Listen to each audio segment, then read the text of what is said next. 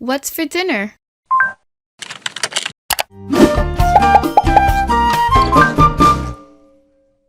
Hey everyone, I'm Chef Zee and welcome back to my channel, Chef Zee Cooks. Today I'm going to be showing you how to make chicken picadillo. Now in one of my latest videos where I showed you my Trader Joe's grocery haul, you guys actually saw me buy ground chicken, and in that video I mentioned that I was going to be making my picadillo de pollo recipe. I love making it because it's super tasty and super quick. Now don't get me wrong, the original made with ground beef is super tasty, and I actually will link that video down below. However, I want to give red meat a little bit of a break, and I just want a leaner version with all of the Cuban style flavors that I absolutely love. So enter chicken picadillo. Now without further ado, let's jump right into the recipe. Chicken picadillo is super easy to make and it comes together in no time, so you'll definitely make it more than once just because of how easy it is. So to kick things off, we're going to season our ground chicken with some onion powder, some garlic powder, and we're also going to be adding some Sazón con Achiote, which is really going to give this dish beautiful flavor and some awesome color. Next up, we're also going to be adding just a tiny bit of cumin because a little bit goes a long way. And then we're also going to be adding some Dominican oregano, but you can also use regular oregano instead. Now, ground chicken really comes together really nicely and it doesn't need that much salt. So I'm only adding a teaspoon of kosher salt, but you can definitely use your favorite seasoning salt, whether that's some adobo or chicken bouillon cube. I'm also going to be adding some fresh black pepper to that, and now I'm going to be mixing everything until it's well combined. Now, making picadillo de pollo is one of my favorite things to meal prep because it's lean, it's light, it comes together quick, and the leftovers taste absolutely amazing. And now we're going to start cooking the potatoes, and this is really easy. You want to take one potato and you want to cube it more or less into equal pieces, add some salt and some water, and then we're going to let it boil away. And I make sure to do this on a separate burner while I go ahead and cook the rest of the picadillo because none of this takes super long to make. I now added some oil to my cast iron brazier, which I'll link down below for anyone who's interested, and I made sure to have the heat over medium high. I'm going to add the meat little by little to the pot until it's fully added, and then right away I just want to start breaking it up because just like ground beef, the ground chicken does have the tendency to clump up. Now you can use a spoon or a spatula to break up the meat, or you can use a meat chopper like I'm doing right here. And guys, this is actually one of my newest tools in the kitchen that I have been using, so I'll link it down below.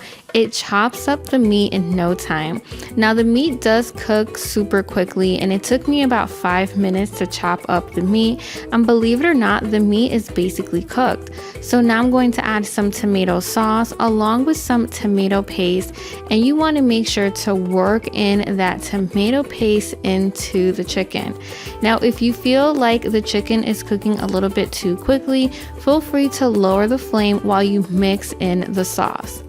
And next up, I'm going to be adding some Vino Seco, which is some dry white wine, along with a couple of bay leaves, and I want to make sure to mix that all together until it's well combined.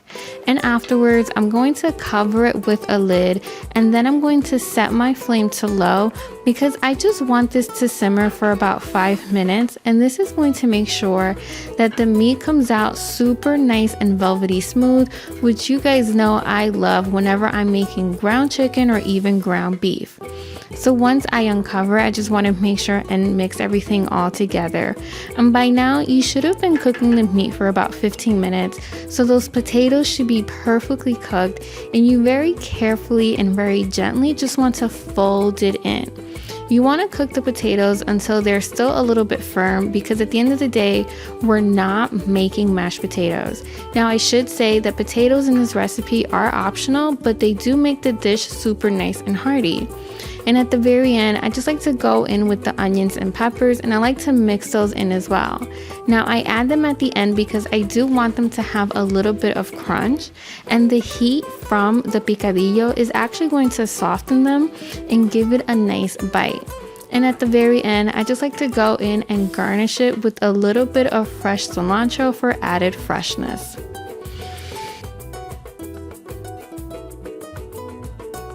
So there you guys have it. That's my recipe for chicken picadillo, which you can enjoy with some white rice, black beans, and some maduros. Now until next week, I'm Chef Zee y buen provecho.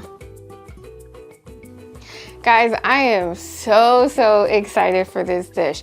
It's super tasty, and I make it a bunch of different ways. When I really want to make it super lean, I actually don't add any potatoes, and you guys know how I feel about olives. I didn't add any today because I simply did not have any, but trust me, if I did, I would add a whole ton.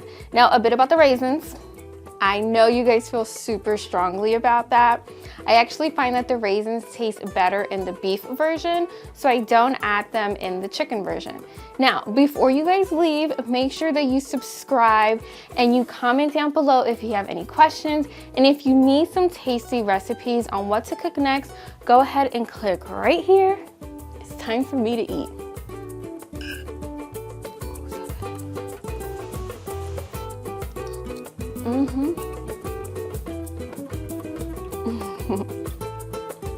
This is fire. This is really good. This is amazing.